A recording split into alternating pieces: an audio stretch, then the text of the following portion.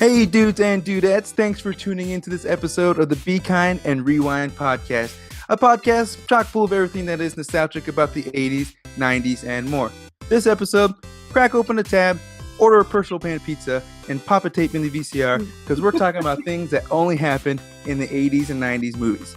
But to help me out with this episode, I'm joined by a stellar podcast crew of Alexa and Brock from You Can Rewind It podcast. So welcome to the show, Alexa and Brock. Welcome. Thank you. We're happy to be with you. Talking 80s, that's our favorite thing. Oh, of course. I mean, 80s babies are just 80s all around. Can't get enough. But again, thanks for you guys for coming on. Before we get started, though, tell everybody about your podcast. Tell them about yourselves as well. You want me to You go ahead. Oh, okay. So our podcast is called You Can Rewind It. Basically, what we're doing is we're watching our favorite movies from when we were kids, and then we're seeing if we still like them, if we would rewind them and watch them again. And really, it's just getting a whole new perspective of movies. You saw them as a kid. You saw them from a kid's eyes. Now you see them from an adult's eyes and parents' eyes and everything else. So it's been really fun. So how's the ratio been so far? Like the ones that have held up compared to the ones that you're just like, this isn't what it used to be? Probably 2/3 we rewind and a third we don't. Yeah. And he and I don't always agree either. What's that? So we don't always agree either, he and I.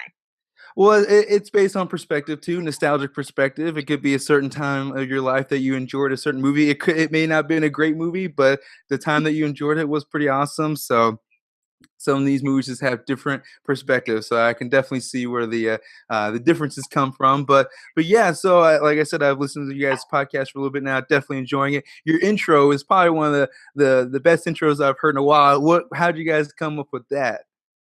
That was all you. Okay, so the inspiration for the intro song is like our friend Jeff helped us, and I kind of told him we want something that's like Fresh Prince of Bel-Air, like something upbeat and fun, like 90s style rap. And so I wrote down the words. He put like the beats to it. And the awesome part of You Can Rewind It is actually this guy.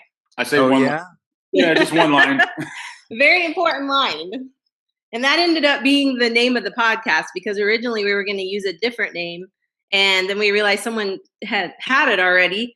And so because we had that song and it just says, you can rewind it. So that became the name of the podcast. Boom. Well, who'd know you were the lyricist and he was putting lines in. You guys just collaborated. You guys could even be your own production company at some point. Okay. Who knows? Yeah, like I said, it's a pretty clean, slick song. So definitely kudos. So when I listen to that, it's got the, get the jams going, start feeling the beat and everything. So yeah, I kudos to that intro. It's very awesome. So everybody definitely check out their podcast. Where can they find you guys if they wanted to do a quick subscribe? So, you can do iTunes, Stitch, or any of those. It's on all of them.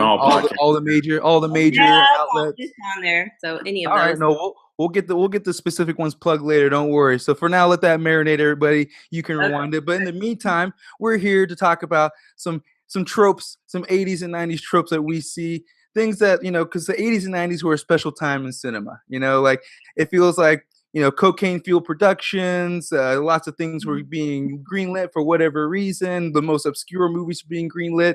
So we got a lot of crazy movie tropes that either stuck around in that era, got their start, and are still used to this day, but some got stuck in that era. So we're going to go over some of those things that we've seen in the 80s and 90s that, like I said, either stuck in that era or we're still used to today. So I guess I'll jump off. I'll just go off some of the first thing that I have, and I'll list off what I have, and we'll just go maybe list off a couple movies and see which of the favorite ones that we like out of those that we think is the best example of that. Okay. So first thing that I have from 80s and 90s movies, one of the best things that I think whenever I think about 80s and 90s movies is the creative and non-practical hijinks and pranks that go on in movies. Like, for instance, I was watching Police Academy the other day, and just like the sheer amount of ridiculous pranks that they pulled were actually kind of creative and made you laugh, as opposed to maybe the more grotesque, over-the-top ones that you see nowadays. Like in the Police Academy, they used a crane to use Proctor's porta potty from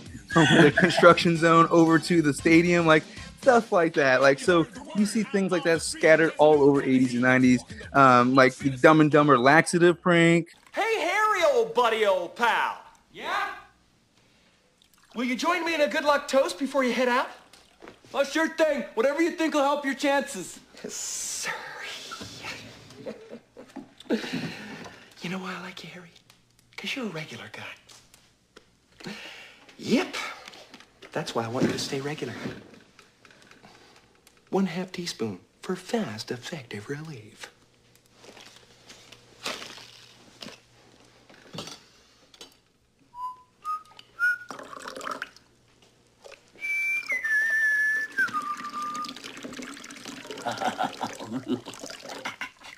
That was a classic one. The Sandlot Squints, faking his own death to kiss Wendy Peppercorn. Oh, God, he looks like a dead fish.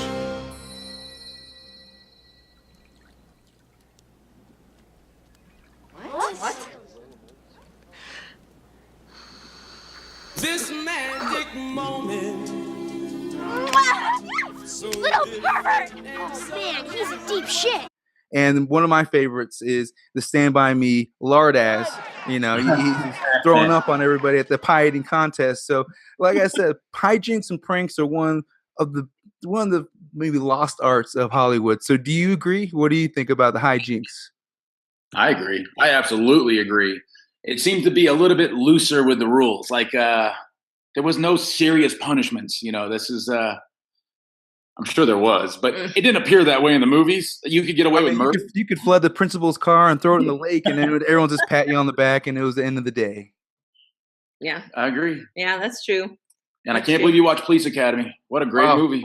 Oh man, 4 and 5 are my favorite. The COP, or the Citizens on Patrol, and then the Miami Beach. Those are just some classic HBOs. They're just on at the right time when I was a kid in HBO, so they got my attention. So yeah. So hijinks, that's one of my first ones. I think it's an art that can be perfected. So what would you say? Like Police Academy, like Dumb and Dumber. What would you say is your favorite hijinks 80s prank that you can think of? Wow. I was trying to think if there was one in my favorite movie, 16 Candles, but no, I don't. See, I've even got my shirt on. Well, you got Long Duck? Well, I have Long Duck, but I also have my Jake. Nice. Hey girl shirt. But yeah, he's right here. He's joining me. Very nice. Well, there are some pranks in there. I guess maybe Long Duck was just being drunk the whole time. I guess that's not a prank. That's just him being wasted. Yeah. Well, those guys, you know, they end up in those big dudes' trunk at the end. That's not really a prank, I guess. But no. They take them home in the trunk.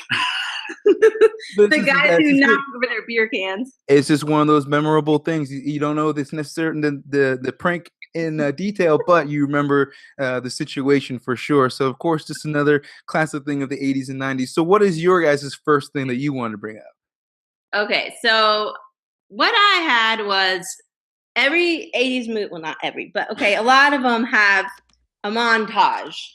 Did you have that on your list? I was going to put it on there, but I was like, they still use it sometimes, but I think it's more for parody purposes, not actual like seriousness like they did like Footloose and movies like that.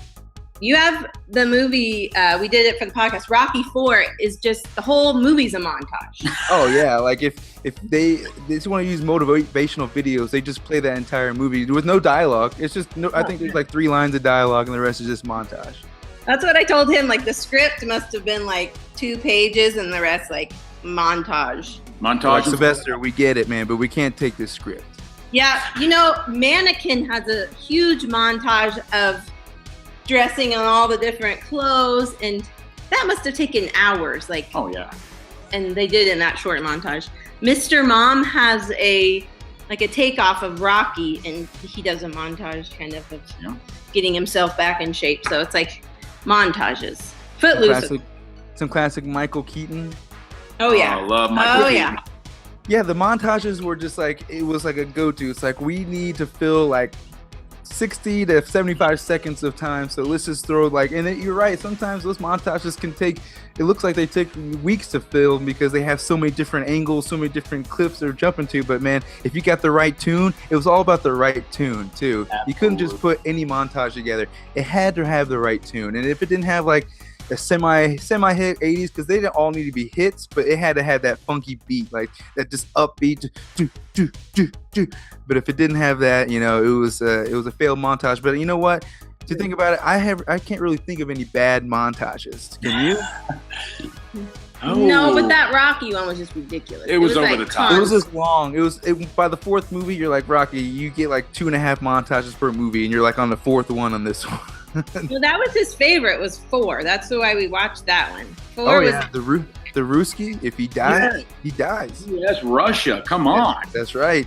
It's a commentary of our current status right now. So Sylvester Stallone could just read the future. Yeah. It was not my favorite, although it was his. And I thought that was the first one that I didn't rewind of his. Yeah, it was heartbreaking. I thought he was going to be. I mean, we know Rocky's training, but they want to make sure you know Rocky's training, so we got to see the montage. Yeah. It's funny that he didn't keep the eating 2 eggs raw as part of his diet. I think he figured out, oh, this cholesterol thing is gonna catch up to me. Probably not healthy. Yeah, so I think he figured it out soon after that first time. We're like, yeah, everybody agrees, Rock. That's not very good for you. So cool. So then, all right. So we have. So first one we went with, we had the pranks, and then now we have montages. 2 good ones. Next one that I have is body switching. I wish I could change places with you. Well, I wish I could too. Body switching was rampant throughout the 80s and 90s. You know, everyone was either wishing to switch bodies, they were getting surgery, or there was a tiny demon of black magic making this happen to some degree. So like the big ones that I came up with, of course, we had Big with Tom Hanks. Shimmy, shimmy, cocoa bop, shimmy, shimmy, rock, shimmy, shimmy, cocoa bop, shimmy, shimmy, rock. I met a girlfriend, a Trisket. She said a Trisket, a biscuit, ice cream soda, pop from the top. Ooh, Shalita, walking down the street 10 times a week. I met it, I said it, I stole my mama's credit. I'm cool, I'm hot, sock you in the stomach 3 more times. You know, we can't forget that one. Vice Versa with Fred Savage and Judge Reinhold. Do you guys remember that one? Oh, yeah. Solid 80s classic. Chucky's just nothing but switching bodies, so that's another classic. And then Face Off. Good old John Travolta and Nick Cage. Like, we had some pretty solid body switching movies, and I don't think I'm sure there's a few made in the last decade or so, but man, from the like 80s to 90s, there was this like nice consolidated form of just we loved switching bodies with each other, and it's usually like kid with an older parent, or like I guess with the Chucky, that was the new one with the soul going into the young boy, or the soul of an old man going into a doll, but wants to use a kid's body. It was a little convoluted even for me at that point. But what do you guys think? Can you think of any body switching movies that you thought? Oh, sorry. I was going to say, there's an 80s horror movie called Shocker, where the guy, he goes from body to body, basically like through electricity after he got electrocuted for murder. I think he was a serial killer. I did not. You don't watch horror that. movies. No, I didn't. But it was a good movie. I haven't seen it in 30 years, but it was a good movie then. Shocker. Well, that's just another case right there. I think the body switching thing, I don't know what the real basis of the obsession was, but I feel like in the 80s, you know, maybe people were just like, you know, the 60s or 70s weren't that great time. I'm doing a lot of cocaine right now. What can I write about? What's something that is impossible, but I can make plausible from a script? And of course, body switching. The best body switching, I think, is Vice Versa, where basically all they do is just grab onto a lamp together and make the wish at the same time, and it turns them and Fred Savage and the Judd Reinhold. So, I think the body switching thing is one of the more popular ones that I think stayed in the 80s and 90s, because I haven't really seen too much of that done. They did like the 13 on 30 or what are going on 30. Like they've done a couple of those, like there were remakes, but I haven't seen too many original ones at this point. Have you, or can you add to that one? There was, and I don't know what it's called because it was on Disney Channel, but my daughters were watching one where it was a teenage boy and girl that switched bodies, which was weird, I thought. But yeah. And I was like, oh, that's been done before. Well, there was the movie with Jennifer Aniston and, oh my gosh, Jason Bateman. What was that movie? Switch bodies? They switched bodies. I thought it was Jason Bateman. The switch, was it Ryan Reynolds or somebody else in that as well? I think so. I seen it one time. I can't even remember. It's I definitely know. Yeah, that's not from the 80s. We haven't seen it. Well, of course, it's probably a remake of some sort. They're all remakes to some degree, but that's the thing. It's like the 80s. They're just pumping them out. Those body switching ones. So that was my next one. What's your next topic? Well, I got great theme songs. It seemed like every 80s hit had a monster soundtrack, like Footloose, Top Gun. You name the movie. Generally, You can tell what song, came. Even Mannequin. It was. Nothing's gonna stop us now. Yeah. Wasn't that Kim Cattrall? Wasn't she in that movie? Yes. Yes. That's kind of a body switch movie too, because her spirit is into the mannequin. Yeah. Yeah, we missed those. Like, I guess this kind of goes along with it. We'll just throw it in there. Opening. Those big openings, like in Footloose, where you have the feet, or in Mannequin, there's like a whole cartoon beginning to it. What else? I would say now they kind of dive into the movie, but it seemed like in the 80s. They gave you an opening, a real like intro. something at the beginning. Yeah, it was like a mini movie. It's like you got to almost got a trailer at the beginning of your movie. Like they're pumping you up to get ready to get into this movie. Like you said, Footloose. Like they got the dancing going, they got the music going. Like, oh man, like this is what I came for. Like you're getting all pumped up. Whereas now it's like you get like the title and like the most bland font ever, and then you're like already into the movie and like you're like okay, it had no setup. Even Batman. Batman had Prince, doing music. 1989's Batman, sorry. Oh, the music. Mm-hmm. Yeah, I mean, it just, man. The theme songs. Theme songs and intros are a lost art. The funny thing, too, with the Batman soundtrack is as a kid, I was so young at the time, but I was just like, this music, it goes with Batman. This is definitely something that should fit with Batman. And then growing up now, listening to Prince, I'm like, yeah, the music's good, but I don't know if those are just two things that should be colliding. But Tim Burton felt the need that it should work, but I nostalgia all over. Like I like the soundtrack strictly because of the time I grew up and watched it. But in hindsight, you look back, you're like, yeah, they probably could have made some better choices with the soundtrack. But I'm not against the songs that are out now. So yeah, no, the big themes are definitely a huge thing. Like, even at that point, like, we, late 70s, but in the 80s, we had Star Wars, with those huge themes that we're just so used to. I think Superman was in the 70s. That wasn't in the 80s, right? Superman 4 is probably like 80 something. I'm about to say, I thought Superman 2 was 1980. I thought. Okay, yeah. So some of those major themes that we got, but like you said, even like with like Masters of the Universe, that kind of copies Superman, but it was still, we could recognize it enough. So yeah, and now we do like, even the major things like the Avengers. Like I can kind of hear it when I hear it. I'm like, oh yeah, that's the Avengers. But I don't just like latch on like I do. The only thing that I can really say I do now is like if I hear a song from like the Lord of the Rings soundtrack or something like that, I was like, oh yeah, that's definitely Rivendell. Just nerding out. I'm like, that's definitely Hobbiton over there. That's what they're listening to. So yeah, I agree. Big music themes. and soundtracks. Yeah, theme songs and soundtracks, I think. Yeah, like Top Gun, that's a good soundtrack. There's a lot of good. Oh yeah, yeah. Kenny Loggins. Yeah. bring it back for Top Gun 2. Let's do it. Let's do it. I'm up for it. Yeah, get it. You just never know what Val Kilmer is gonna look like. Oh man, he could be like Island of Dr. Moreau Val Kilmer, or it could be like, just real genius Val Kilmer. We have no idea. Like, has anyone seen him lately? or it could be like MacGruber Val Kilmer. Oh gosh. I would say he's put on some weight. He needs to go to the gym. He's fluctuated. He's definitely fluctuated since Batman. So Batman and Jim Morrison. He's not quite Batman Jim Morrison shape in as much as he was before. But yeah, no, I agree. Big themes are things that need to come back. Something that we need to have a little more recognizable nowadays. The next one that I came up with, let me see here. Something that was, oh yes, the one that I came up with was borderline pornographic sex scenes.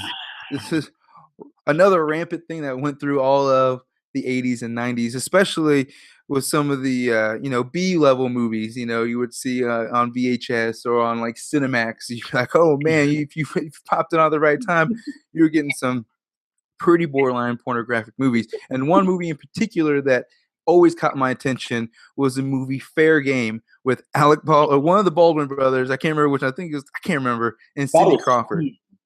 Was it Stephen Baldwin?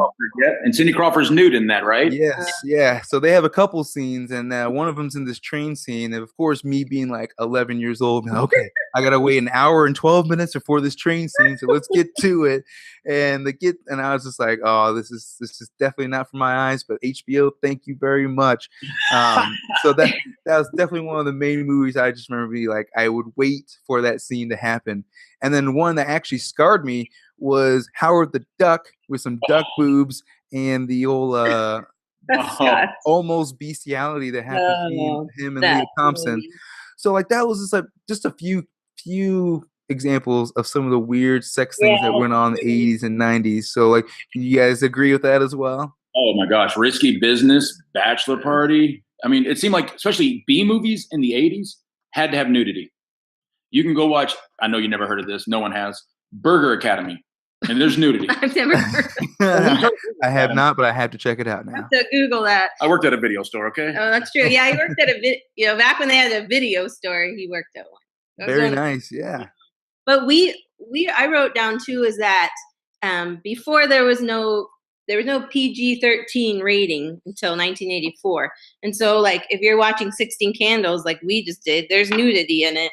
There's like pretty bad language in some of it that would not get a PG rating. Not now. Today, no. So it's and Airplane.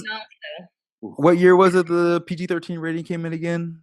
In 1984, and they said that Red Dawn was the first movie that got it. Yeah, I was gonna say like wasn't something like Steven Spielberg was trying to like lobby to like so they can have like a middle ground thing because people were trying to rate one movie PG that needed to be R or something. I don't know. He was trying to fumble around with that, but yeah, I remember the PG-13 coming into play, and that really did have an effect on like how movies were rated because we had, like I said, B-level movies that were probably being rated PG that had all these sex scenes, so they had to start figuring that out, get out to up to R, even PG-13 or something like that. So yeah, I just remember like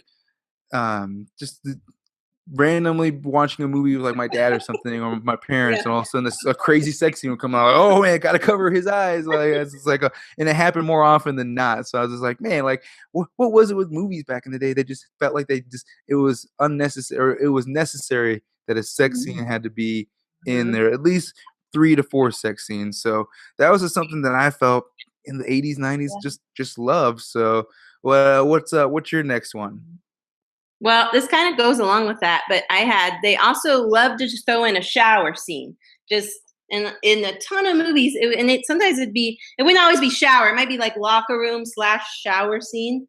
And it would just kind of be out of place. In some of the movies, it's like, why is this scene even in here? She's my backup.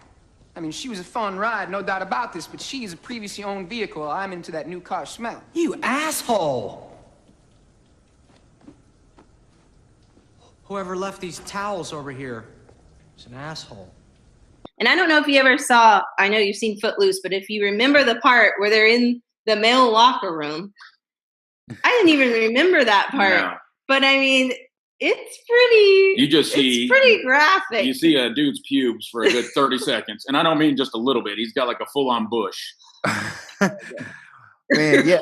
Yeah, shower scenes. I mean, that's because I feel like a lot of movies were set in the high school scene. So of course there always had to be some sort of shower scene with one of the boys or a girl's locker room. Yep. Yeah, same with the 16 Candles. We just watched it. I mean, that scene didn't have to be in there, and it kind of just pops up out of nowhere. It's like they're doing the pull-ups 1 second, and then it's like, bam! It just hits you right in the face. Like, okay. And our daughter was watching it. Oh yeah. You had to pull the old what my parents had to do. Yeah. What's the go-to move when that happens with you guys? Do you have to cover the eyes? Do you turn it off? Do you turn it off and get out of here? Yeah, get out of here. You throw a shoe at the TV. Yeah. So I would say that. But that kind of goes along with the other. But I have a really good one. I think it's really good. So, do you remember the song? I was going to say the song "Oh Yeah" is what it's called, 1985 by the Swiss band Yellow. I didn't know that. I didn't know that. No. But it was a bonk bonk. Oh, of course. So that was in Ferris Bueller. That's probably the biggest one it was in. It was in Secret of My Success with Michael J. Fox. She's Out of Control. That was a Tony Danza movie. K9 with James Belushi, and Opportunity Knocks in 1990. So that guy got paid. Oh yeah. Oh, they made. Oh money. yeah. I can't remember how much it said they made, but it was something crazy. But that song just screams out whenever I hear that. Bonk bonk. Oh no! Oh no! Oh no! The poster will live. Hopefully the poster will live. Oh, poster. Oh, it's fine. It's aluminum. Nice. Okay. Well, it lives on forever. Well, yeah, no, that song, I feel like it is a quintessential 80s song because like, you hear it. It's just a few other of those songs. Like, whenever I hear like the Twist and Shout song, I don't even think about like any other era except for the ending of Ferris Bueller, like the end of that movie. Like, it's all I think about. Which kind of leads into some of the other things I wanted to talk about was we had talked about some of the you guys said loose with like language and things like that. We're talking about young children swearing like sailors throughout the 80s and 90s. Fuck you! He looks like a complete cock. Who the fuck do you think you are, asshole? Nobody gives a shit about you. Blow it out your bunghole. I'll blow it out your ass. That bitch! Shit. This stinks. Okay, you cunts. Cocksucker. Oh, shit, what? Eat shit. Eat shit and die, Ricky. Eat shit and live, Bill. You asshole. You're an asshole. For a goddamn shit-sucking vampire. Fuck, shit, cock, ass, titties, butter, bitch, mouth, pussy, cock, butthole, vomit, And they still do it to a degree, but it's I guess the art form is not as good as it once was because in the 80s and 90s, like it came out of nowhere. It wasn't like, a constant setup. You knew the kids were going to cuss the whole movie. It was like a little 3-year-old, like in the Monster Squad, a little girl calling them chicken shits or whatever in the Monster Squad. Things like that you're just like, oh, I didn't see that coming. But that was kind of funny and cute at the same time. So I find it adorable and weird that I'm watching this child swear. So I felt like the 80s and 90s, definitely like the Goonies, of course, Monster Squad, Bad News Bears, definitely. It was basically that was one of the movies I think they probably went over the top with, but it's definitely, they kept the art form pure with them, and Meatballs and movies like that as well. So yeah, I felt like the kids just kind of letting loose swearing was a thing that the 80s is. I didn't watch too many 70s movies. So I don't know how often it happens, 60s or 70s movies, but I felt like 80s really perfected it with young kids swearing in movies constantly. I'd say the best one was Bad News Bears because not only they swear, they drink beer after the game. Yeah. No parents, no one's around. They drank beer like seasoned old men. Like they didn't like have a bitter beer face. Like I had that the first time I tasted beer. They were drinking like they've been drinking for 10 years. I think I was thinking about in Say Anything when he goes to the gas station and he's been dumped or whatever, and all those guys are standing there and they all say something like, sorry, man, blah, blah, blah. And it goes to like the smallest little guy. Do you remember what he said? Was it bitches, man? Like, bitches. Bitches, man. That's just like really high voice. Like any of them have any clue about women. I don't know. That's what it reminds me of. I was just thinking about that today when I was thinking about Say Anything. Oh yeah, and Say Anything. Like I said, the Goonies, Monster Squad. I'm trying to think. Stand By Me was another good one. That one was like it was a more serious movie, so they were using like as a dramatic form as opposed to comedy. So that was another one. Like as me watching it, I was the same age as those kids basically when I watched it. And I was like, oh man, like you can cuss, but like you don't have to be like an idiot about it. You can cuss when it sounds cool. Like I was like, all right. It's when you start figuring out that not every word you say has to be a cuss word. Back in the day when that was a cool thing to say, every cuss word that you can think of. So yeah, young kids is getting away with swearing like sailors is something I felt was just another rampant thing in the 80s and 90s. So what's your next topic? I'll take it. All right, go for it. The old boom boxes. Yeah. You watch Footloose and they're at the drive-in, I guess it was. They pull out a boom box, and of course, everyone around hears it. Mm-hmm. I mean, Say Anything. That's the classic scene. Is he's holding it up. What about I would say the Oscar winner, Break Into Electric Boogaloo. I think they had some jam boxes. Is that awesome? Oh, okay. Because any type of cassette, because also in Footloose, they have the cassettes, and those are just like. We talked about in the podcast, it's like he goes and he's all angry and he just shoves that cassette in and he's just like, bam. And I was like, and you can't do that with a CD. Like, you can't treat a CD that way. You can't be like forceful. You got to place it in. It's got to, I think it'll snap on you if you get too forceful, especially if you even like in the 90s, you used to try to take a CD out and like almost break in half because it's so glued to the center. Yeah. Especially there's no authority with that. No, you can't. There's no expressive emotions you can do with a CD, but with the tape, I remember like one of the scenes in Back to the Future, they just had like one scene where they're showing him putting the cassette in, popping it, playing it, watching it play. That's just like a whole that's like an art form in itself. Watching that happen, so like I definitely enjoy my fair share of cassettes, fair share of rewinding manually with the pencil inside, doing all that good stuff. So definitely. Or even asking, what's like, that? Maybe this kind of goes along with it, not really, but I was thinking you won't see any like pay phones or phone booths anymore.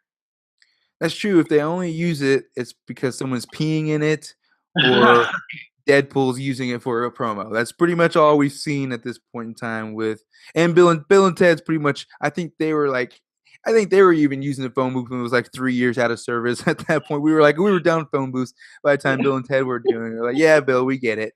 So yeah, phone booths, that's definitely one we don't see use in movies very often. I guess it's an anomaly, or I guess now you're in like phones or like train stations or anything like that. Man, technology sure does change the way things, the way films are handled or the way the scripts can be handled too, because you just can't get away with some of the plot points you can in the 80s, you can nowadays. I was about to say there's I love horror movies, but they always cut the phone line. Nowadays, that don't really match. Like they cut the phone line. I got a cell phone. I think we're fine. Cell phone. Yeah, so I got a pigeon. Yeah, a million other things. That's just one less thing the killer has to do. He doesn't have to cut the phone line now. He's gonna have to deal with the cell phone, I guess, but he doesn't have to cut the phone line at least. I don't know what you do there. Yeah, you just gotta douse the whole house in gasoline and get it all done in one take. No inching toward it anymore. You just gotta cut it off early. You gotta go for this. Or they could have like the giant cell phone, or even like the big, huge car phone. Like in 16 Candles, the guy has a car phone, which I thought was the coolest thing I'd ever seen. Oh, the Zach Morris, the good old brick. Mm-hmm. Yeah, we had a car phone. It was awesome until I made a few extra calls that I thought I was able to, and our phone bill came in. Oh no! Yeah, Dad was. It was a 1992 car phone bill. Yeah, you can imagine. Oh my gosh! Oh my gosh! What Dad would think of at that point. So yeah, one of the last few things that I wanted to bring up was moving over into impromptu, coordinated, or musical numbers. All right, show me now.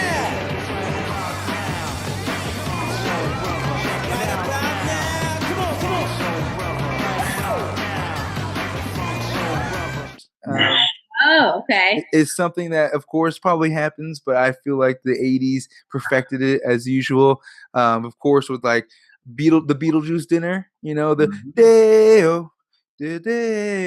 Or Risky Business, you guys brought that up. Back to the Future, Johnny Be Good, Dirty Dancing, Time of Your Life, Pulp Fiction, Do the Twist. There's so many. We even talked about Footloose. Like just the music had to be right. It had to happen the right time. You can't just bust it out like in She's All That, and everyone's like, look, this is ridiculous. Normally it's ridiculous, but this is ridiculous. So like it had to be a finely timed type of thing. So I felt like the 80s and the 90s definitely played it pretty well in regards to the impromptu musical numbers and dance routines. What do you guys think?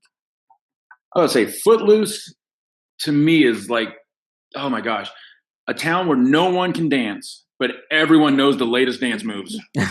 When they all break out, and it's synchronized and choreographed and done well, and it's like, wow, for non-dancers, y'all are pretty good. Even like the gas station owner, he's busting it out. That's true. And if you've ever like tried to dance to 80s music like for an extended period of time, it's exhausting. It's a lot of like jumping and kicking and like arm waving, and you're just doing the Kevin Bacon the whole time. Yeah. It's actually a lot harder, I think, to dance to it in a way, just because the beat's kind of different. So you have to like, I don't know. And then you have to dance to the whole song, where nowadays a viral dance lasts like 8 seconds long. Like you got to dance the whole song. I don't know what these kids think a dance is. They think a dance is a viral music video for like 8 seconds. I'm like, you got to dance the entire song. You know that, right? Yeah. And that's what we did in the 80s and 90s. I still do it. I'm still at weddings and I'm dancing the whole time, and I got kids being like, "Oh, I made my video, I'm done." I'm like, "No, you got to go the whole song." Yeah. That's how it works. But do you try your 90s or 80s moves when you're there? Oh yeah, I get the kicks going. I get the jazz hands. The jazz hands start going up. I pull out all the stops when I'm on the, especially on the wedding dance floor. I make a fool of myself. So I have People no. love that. Yeah, I if have you no bust problem out with it. like a Cabbage Patch or something, or RoboCop. Roger Rabbit. Oh yeah, play. Running Man. Oh, I definitely bust out the Running Man, no problem. I try to do the noodle, or the worm, which doesn't. It starts out great and doesn't end well. So it's always like how much energy do I have at that point in time? Yeah. So yeah, it's a hit or miss, I guess I'm saying. Definitely a lot of dancing. I'm ready to do the Kid and Play. I just got to find someone to do it with me. Yeah. It's all about the foot lock. If you don't get that foot lock and the spin around, then you've ruined the entire thing. Absolutely. You got to get the foot lock down, and as soon as it happens, the whole place is going down. You have to have good balance to do that part. Well, heck yeah, you're locking feet and spinning around. I mean, not only the foot lock, but the back kicks that you got to do and everything. Like it's. Oh yeah. Yeah, that's not easy. And I've seen people at multiple parties in college thinking, "Oh, we've seen this movie like twice. We can do it." And like, "Oh, you're just making a fool of yourself, man." Because my friends and I, we practiced that. Like before we go to like, we knew a dance was coming up weeks in advance. Like, okay, we're gonna bust out the Kid and Play, but we gotta get it right. So, and of course, when we did bust it out, we would fall on our faces somehow, some way. But in our minds, it looked good. I'm sure it did. We'll have to meet up. We'll bust it out together, man. I need someone to. No, if you need your kid or you need your play, let me know. I'll come up and we'll rock out the dance for sure. And we might even do the PJ style, like House Party 2. Oh, I cannot believe you said House Party 2. Wow. Oh yeah, that was definitely another HBO classic. I love that. I loved watching that movie. Good old Martin Lawrence, or old school That's Martin right. Lawrence. That's right. I forgot Martin Lawrence was in that. Oh yeah, so I mean they made a couple extra with the guys from like Immature, that one band or whatever, and then I was like, man, this went under real quick by the third movie. I was like, I'll take the first two. I won't call it a trilogy. Oh my How about god. that's one that probably shouldn't have had too many sequels. Although I love them, so I can't say nothing. I'll take it. I'll take the first two and leave the other. So they're good for me. But hey, we're getting down to the last few topics here. What would you guys pick as your last topic that you want to throw out there as your 80s and 90s only topic? Okay, this is mean teachers or / principal. So you're the son of a bitch who's been stealing my newspapers. Mr. Strickland! Mr. Strickland. It's me, sir. It's Marty. Who? Marty McFly! Marty McFly! Don't you know me, sir, from school, sir? I've never seen you before in my life, but you look to me like a slacker. Yeah, that's right. That's right, I am a slacker. Don't you remember you gave me detention last week? Last week, the school burned down 6 years ago. Now you got exactly 3 seconds to get off my porch with your nuts intact. 1. Oh, please, Mr. Strickland, I just want to know what the hell's going on here. 2. So you've got like Ferris Bueller, the principal like chases him down. You have the Back to the Future that you're never going to be anything McFly guy, Fast Times at Ridgemont High, things like that. Mean principals, that's what we're going with, / teachers. All right. I'm trying to think. I mean, we had The Simpsons. We had Mr. Skinner. We have, like you said, the Ferris Bueller principal. I'm trying to think who else we had. Man, we had a slew of teachers. Of course, all the Breakfast Club stuff. Oh yeah, Back to the Future principal. What was his name? Mr. Strickland. Slackers. Slacker, yes, sir. Mr. Belden. Slacker, McFly. He was nice. He was a nice teacher, principal. That's TV. Yeah, okay, and that was TV. But yeah, that's what I'm going to go with. Mean teachers, principals. I mean, that guy. He's that guy that plays the Ferris Bueller principal. I mean, he was just something else. That's all I can see him. Yeah. He just can't play any other part because he's just Mr. Rooney. He's always going to be Mr. Rooney or whatever his name is. I always enjoyed his role as the dad in Mom and Dad Save the World. I think Wow. That just blew my mind. Wow. With what was his name? Who's the SNL guy? Oh no, SNL. John Lovitz. John Lovitz okay. is. Hey, you. What do you think? Which do you like better, mutton chops or goatee?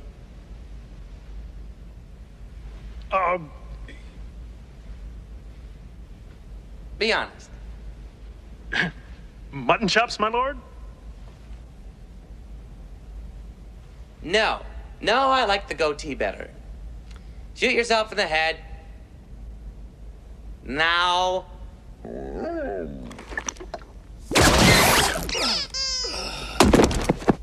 Well, how about you? Mutton chops!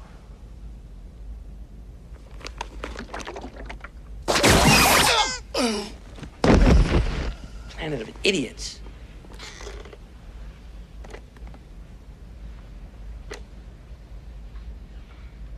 You know, they got a point. Yeah, that one was one of the more obscure ones as well. But man, when I saw him in that one, I was like, yeah, this is pretty. It's not a solid movie, but I like him. It's an interesting concept for that type of movie. For those who have not seen Mom and Dad Save the World, it's a very interesting concept, but entertaining to say the least. It was original. It was. That's definitely what it was. Was original. So yeah, I would definitely agree that principals and teachers were definitely overplayed. Like I said, we had Back to the Future, Mr. Strickland.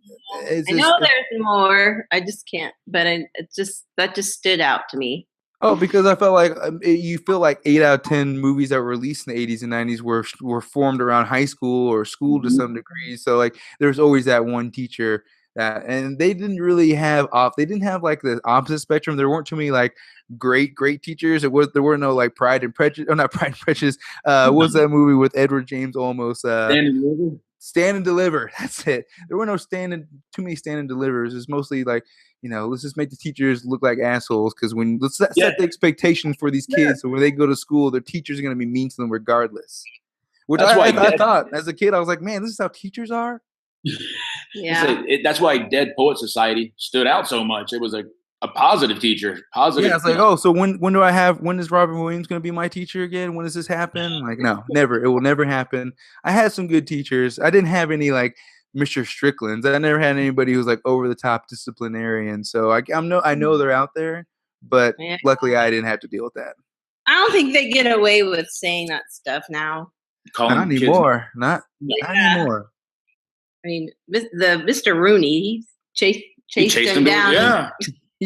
He left school. He left his physical job of his place of job to go hunt down and stalk down a child who apparently is sick, but he wanted to prove him wrong. So that's how a principal would spend his salary day searching down a kid for something like that. So yeah, you wouldn't probably get away with it too much today, especially with the social media. I'm sure kids will Snapchat the principal, hanging outside some kid's house. So it's not a good look.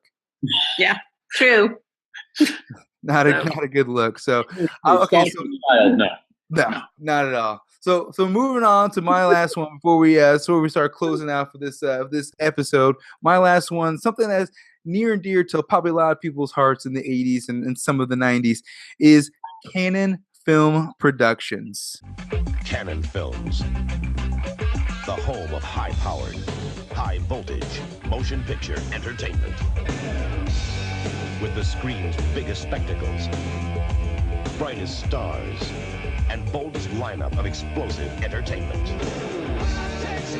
We're taking motion picture excitement over the edge and your box office over the top.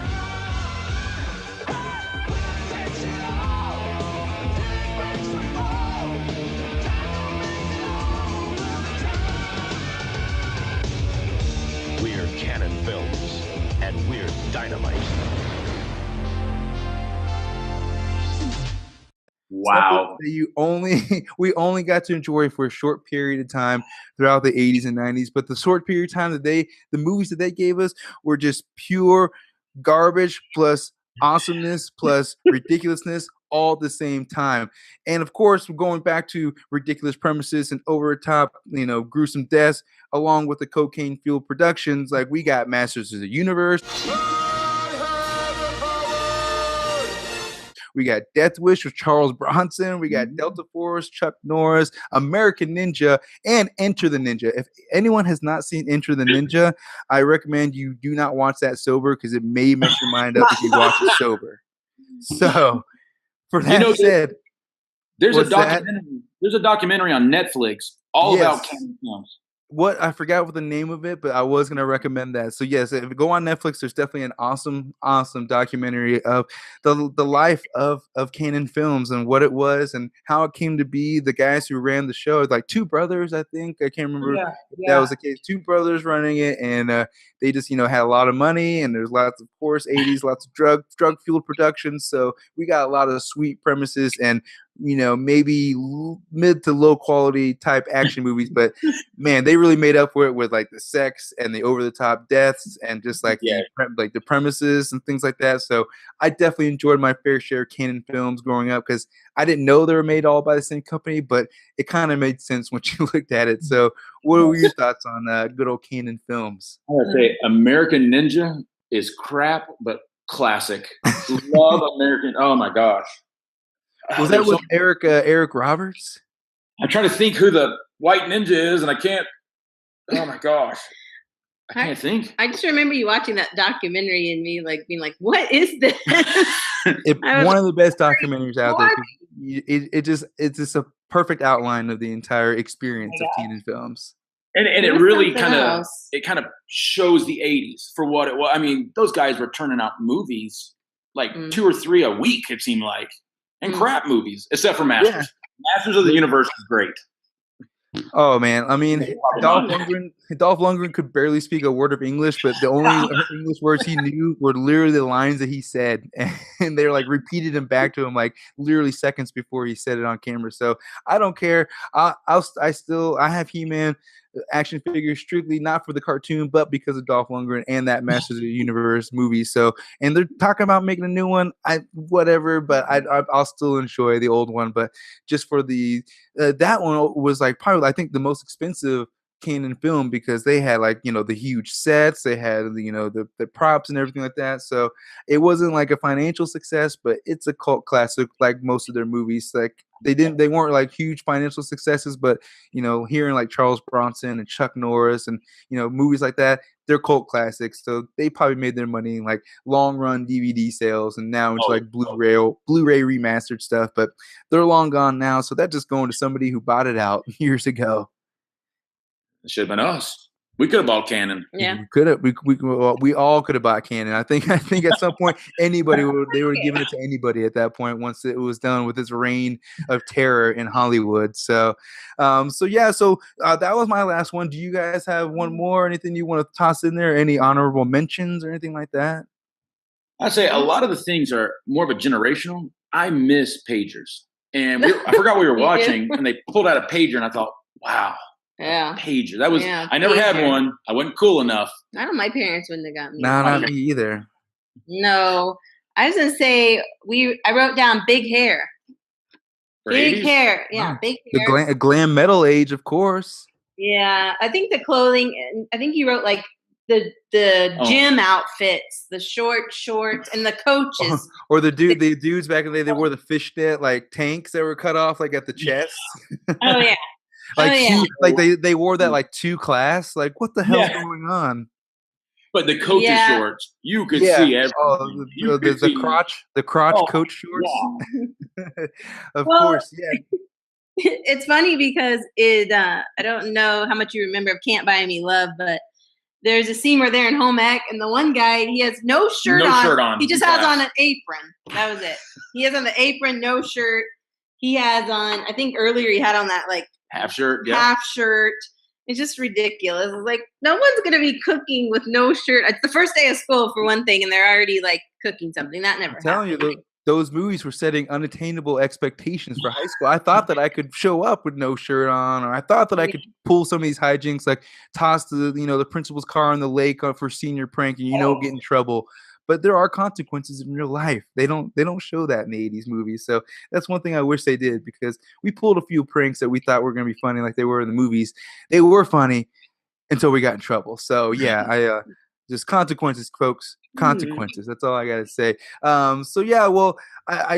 really appreciate you guys taking the time to come on today. It's been pretty awesome so far. So why don't you tell everybody where they can find you guys on social media, find your podcast, what you got coming up next as well. Okay, so coming up, we have Well, we just watched 16 Candles, which is one of my favorites. And get my guy out again. Long cute. duck. And you would also never see him again. Like that character would not be accepted. Those stereotypes, yeah, they're not gonna. They don't go far anymore. Yeah, like he's very beloved, but he couldn't exist today. But there he is. And then we're getting ready to watch Fletch. We have it. I just picked it up today, so that's like our next project. But all of our stuff's under You Can Rewind It. So that's our Twitter handle. That's our Facebook page. That's how you can find us on iTunes, on Stitcher, on all the rest of the Google Play. Yeah, email is our iHeartRadio. You can rewind it at gmail.com. Yeah, you can rewind it at Not too many You Can Rewind It's out there, so we're okay. Yeah, no, we cut it close. We got the Be Kind Rewind. We got the You Can Rewind It. It's all right. So I don't think any copyright infringements are going to happen. So I think we're all good at that point. When people Google us, we're good.